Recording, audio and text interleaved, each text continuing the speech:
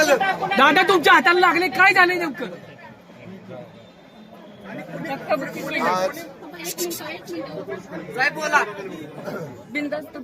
आज जिल्हा परिषद साताराच्या अध्यक्ष उपाध्यक्षाच्या निवडीचा कार्यक्रम होता आणि शिवसेना राष्ट्रवादी काँग्रेस आमच्या युतीकडं आम्ही मतदानाला येताना 33 सदस्य एका वाहनातनं आलेलो आपण सुद्धा सगळ्यांनी पाहिलेला आहे. जे बापूसाहेब शिंदे इथं माझ्याबरोबर उभे आहेत त्यांचं आमच्यातल्याच 2 सदस्यांनी अपहरण केलं अशी खोटी तक्रार पहाटे दाखल केली. आता ज्यांच्या विरुद्ध तक्रार दाखल केली त्यांनी पोलीस स्टेशनला त्यांचा अर्ज दिला. 5 वर्षाचा अर्ज दिला त्यांना की माझं कोणी अपहरण केलं नाही, काही नाही, मी इथंच आहे. आणि एवढं करून पण मला मागाशी कळलं की म्हणजे मला पळवून मी माझा खून करण्याचा वगैरे प्रयत्न करते असा खोटा आरोप करून अर्ज देऊन त्याच्यामध्ये मला नंतर कळलं ज्या बापूसाहेबांच्या बद्दलचा गुन्हा दाखल केला म्हणजे स्वतः ज्याचं अपहरण झाले ती व्यक्ती पोलिसांना जाऊन वाई पोलीस स्टेशनला सांगते की माझं अपहरण झालेलं नाही, मी माझ्या पक्षाबरोबर आहे. आणि आमच्याच पक्षातले युतीमधले 2 सदस्य त्यांना आरोपी केलं. आम्ही आतमध्ये गेलो.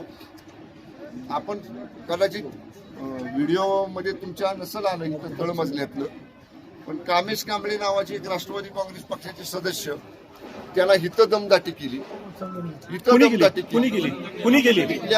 इथल्या मंत्री महोदयांनी शिवेंद्रसिंह राजे भोसलेंनी स्वतः मी त्याला मी घेऊन आत जात असताना त्याला ओढलं. आता ज्या सदस्यांचा संबंध नाही, अमोल मोहिते नगराध्यक्ष त्यांचा काय या निवडीशी संबंध, ते कसे आत आले? फिरोज पठाण त्यांचा काय संबंध, ते सदस्य नाही, ते कसे आत आले? त्या लोकांनी मी त्यांना धरलं असताना तिथनं ओढायचा प्रयत्न केला. आमदार मकरंद पाटील साहेब होते, आम्ही होतो. आम्ही त्याला घेऊन आतमध्ये गेलो.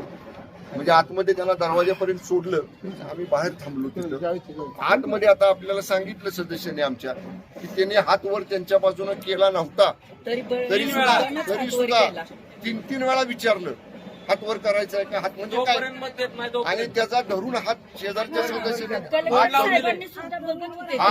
शेजारच्या सदस्यांनी धरून त्यांचा हात वर केला. याचा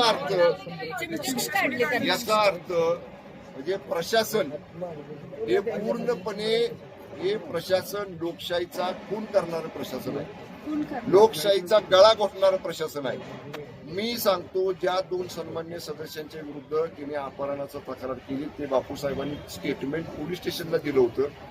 त्या सदस्यांना आम्ही सभागृहामध्ये त्यांना घेऊन जात असताना मी त्यांना धरलं होतं. आमच्या मांडवे संदीप मांडवेना 10 पोलीस मला ओढत होते. 10 पोलीस, मी पालकमंत्री आहे, राज्याचा मंत्री आहे. आबा तिथं माझ्या मदतीला आले. आबांना 4-4 10 पोलीस धरत होते. म्हणजे राज्याच्या मंत्र्यांना जर पोलीस आता माझ्या हाताला लागलं, रक्त आलं त्या हातातलं, मी त्याला रुमाल बांधला, ते सगळं होईपर्यंत नंतर पट्टी या ठिकाणी केली. म्हणजे पोलीस सुद्धा घरगाड्यासारखं वागले, घरगाड्यासारखं. ज्यांचं त्यांना भारतीय जनता पक्षाच्या घरगाडीसारखं काम सातारा पोलिसांनी केलेले अत्यंत निंदनीय कृत्य आहे, लोकशाहीचा गळा घोटणारं कृत्य आहे. निश्चितपणे याचे पडसाद सातारा जिल्ह्यामध्ये तीव्रपणाने उमटतील. आणि आम्ही जरी महायुती सरकारमध्ये मंत्री असलो तरी शेवटी आमचे पक्ष आहेत, आमच्या पक्षाचं काम करायचा आम्हाला अधिकार आहे. पक्षाचं काम करताना पोलीस बळाचा वापर केला त्यांनी, पोलीस बळाचा 100 साध्या वेशात. जिल्हाधिकारी सुद्धा त्यांच्या प्रक्रियेमध्ये असताना त्या प्रक्रियेमध्ये आज जाऊन सगळे मंत्री आणि आमदार सरळ सरळ सांगतात आम्हाला मतदान करा, सीसीटीव्ही फुटेज बघून घ्या. याचा अर्थ प्रक्रियेमध्ये जाऊन आतमध्ये जाऊन जर बोलत असतील तर लोकशाही कुठली राहिली ती. आणि मी एक सांगतो, आता भाजप ढोल-ताशा वाजवू दे, पण नैतिक विजय हा शिवसेना राष्ट्रवादी काँग्रेस पक्षाचा आहे. आमचे 37 सदस्य होते, आमच्या 2 सदस्यांना त्यांनी घेऊन गेले, शिवसेनेच्या राष्ट्रवादीच्या 2 सदस्यांना घेऊन गेले. आता त्यांच्यावर डिस्क्वालिफिकेशनची प्रक्रिया पक्षामध्ये आम्ही सुरू करणार आहे, तो भाग वेगळा आहे. पण अशा पद्धतीनं बहुमत कुणाला दिलं होतं जिल्ह्याने? 37 सदस्यांना निवडून देऊन राष्ट्रवादी काँग्रेस पक्ष शिवसेनेच्या युतीला सातारा जिल्ह्याला जिल्हा परिषदेतलं बहुमत दिलं होतं. जनमताचा अपमान, जनमताच्या निर्णयाचा घोर अपमान प्रशासनाच्या, पोलिसांच्या, जिल्हा प्रशासनाच्या मदतीनं भारतीय जनता पक्षाने या जिल्ह्यामध्ये आज केलेला आहे. ठीक आहे, आता त्याला क्षणिक आनंद मिळेल, पण घोडे मैदान दूर नाही. पुढं खूप मोठ्या मोठ्या निवडणुका येणार आहेत इथलं पुढच्या काळामध्ये. त्यावेळी मग जी भूमिका शिवसेनेला घ्यायची ती शिवसेना घेईल, जी राष्ट्रवादी काँग्रेस पक्षाला घ्यायची ती राष्ट्रवादी काँग्रेस पक्ष घेईल. पण मी आपल्याला सांगतो, मान्य आबा इथं आहेत, मी आहे, आम्ही दोन्ही मंत्री आहोत. येणाऱ्या मंत्रिमंडळाच्या बैठकीमध्ये हा विषय आम्ही संपूर्ण राज्याच्या मंत्रिमंडळापुढे मांडणार आहोत. मंत्र्यांना जर साधे साताऱ्याचे पोलीस अशी धक्काबुक्की करत असतील, मंत्र्यांना ओढत असतील, मंत्र्यांना 10 पोलीस मागे ढकलत असतील, तर निश्चितपणे हे प्रशासन घरगाड्याचं काम करते. या प्रशासनाचा निश्चितपणे आम्ही तीव्र निषेध करतो आणि जिल्ह्यामध्ये याचे कडक पडसाद आपल्याला उमटतील. मान्य आबा आपल्याशी बोलतील. दादा तुमच्याकडे एक प्रश्न फार महत्वाचा आहे. आबांचं उद्या मग बोलतो. हा आबा बोला. आबा बोलतायत. पोलिसांनी केली का होता. काही सदस्यांनी भाजपच्या बाजूने मतदान केल्याचं कळतंय, तर याबाबत काही कारवाई तुम्ही करणार आहात का पुढे? सदस्यांवर अपात्रतेची कारवाई ही निश्चितपणानं होणार.